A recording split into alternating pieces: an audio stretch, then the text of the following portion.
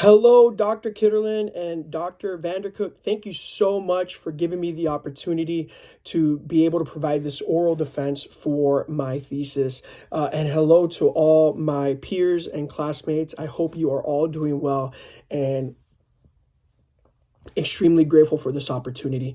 So my thesis and the topic that I chose for my paper is the benefits and the advantages of age specific ministry over family integrated ministry. And my heart behind this, my rationale for choosing this topic is I grew up in the church in the early 2000s, and one thing I realized was in student ministry, we were very heavy on pizza parties. I'm sure a lot of you can relate with that, and games as well as shallow preaching. And while I'm not against these things are fun things, but I do have a problem when it comes to shallow preaching. And I'm going to share this with you right now. I think one of the things that I believe age-specific ministry has failed, specifically in youth ministry, has been to train up the next generation of pastors and ministers and ministry leaders. And one of the reasons why I say that is I was, reading a book, and I actually shared the quote here on my paper, and it's by Scott Pace and Shane Pruitt, Calling Out the Called. And one of the things that they discovered and was alarming to me was there was a study that they did back, the Barna Group, in 1992, and they reported that the median age for pastors was 44 years old. And approximately 1/3 of pastors were under the age of 40. And more than 75% of pastors were under the age of 55, which is good. But fast forward 25 years later, they did another study to reveal back in 2017 that the median age had increased from 44 to 54, a whole decade, with only 50% of pastors being younger than 55. And the greatest alarming statistic was this one. There was a steep decline of pastors under the age of 40, and it plummeted to less than 15%. So what does this mean? Why should we be concerned? This means that students and the younger generation were never given the opportunity and encouraged to pursue the call to ministry. And that's one of the things that alarmed me and pressed me to start this paper. Now, you might think, John, why would you even start like that if you're defending age-specific ministry? If anything, this is a weakness. And I would agree with you, but at the same time, as I've researched and looked through, man, I found some really good, interesting information. And I still believe that age-specific ministry is the right approach when discipling the next generation. And I'm going to tell you why. For one, we provide, they provide targeted spiritual growth opportunities that are tailored to each group, meaning they have opportunities to serve within their age group. They get to learn how to serve one another and love one another. Another thing that I believe is that, they foster age appropriate social interactions where, you have students interacting with other students within a safe environment where other volunteers that are serving there have been vetted both spiritually and legally through background checks and through discipleship themselves, and they get to promote a deeper understanding and application of Bible teaching. As in, you might not be able to get that on your average Sunday service. Students are being able to be taught specific biblical principles that are helping them through their specific point and season in their lives. So another reason why I wanted to push towards this paper is because the statistics become even more alarming. One of the things that I found out from Lifeway research specifically is that there is an increased dropout rate from young adults that graduate from high school, that they just don't seem to come back to the church. According to their study, 69% say that they were attending at age 17, and that fell to 58% by the age of 18, and then 40% by the age of 19.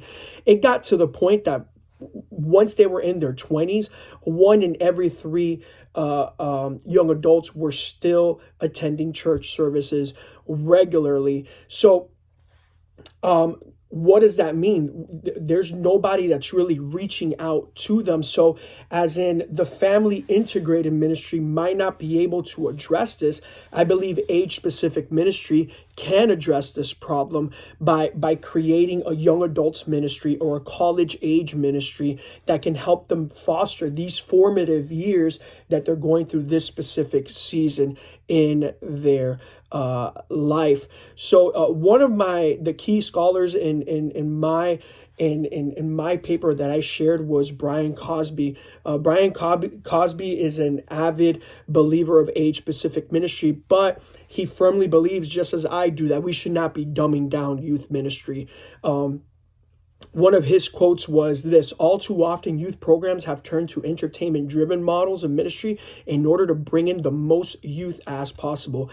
And I am 100% in agreement with that. And I believe that's not the right approach. Why? Because they end up leaving. Once they graduate and it's, the youth group, they grow out of the youth group, they continue to move on to other things and begin to seek out the world.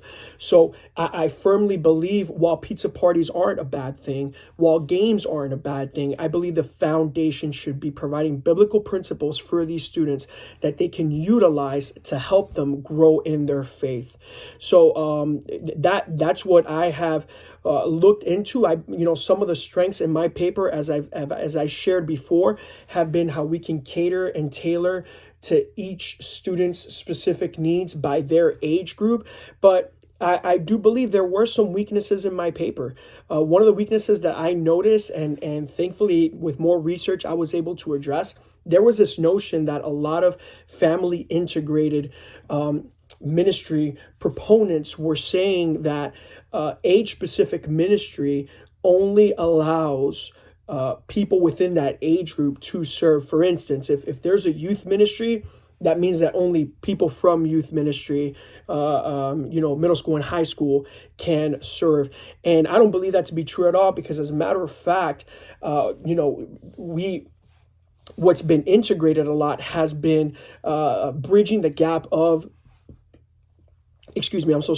bridging the gap of the generations, which explains that as we have these age-specific ministries, we are putting in adults with experience, and not only have they been vetted spiritually, meaning they understand their Bible, they're in a process in their life where they are spiritually ready to disciple, but they are also vetted legally, meaning they've been background checked. They don't have any sort of crime on their background check record, meaning we're providing a safe environment for the next generation to be discipled properly. So I think although that was a weakness initially in my research, I believe that weakness has been removed the more I looked into it. And another weakness that I did find that proponents of family integrated ministry had pushed has been the breaking of unity within the family. And I simply don't believe that to be true, simply because while there is youth ministry and young adults ministry and kids ministry, those are not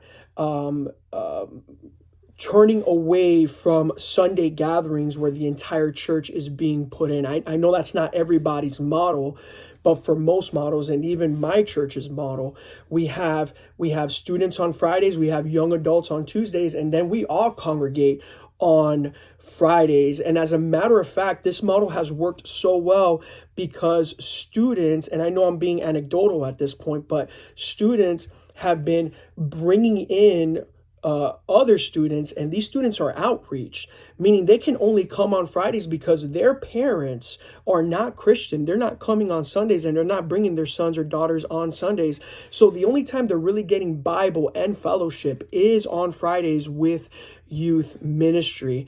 And I'm a firm believer in that. I came to Christ because of youth ministry, because God used this specific model to help me get close to him. So this is my defense. And I thank you all for taking the time to listen to what I have to share. So with that being said, thank you all. God bless. Take care. Later. Bye.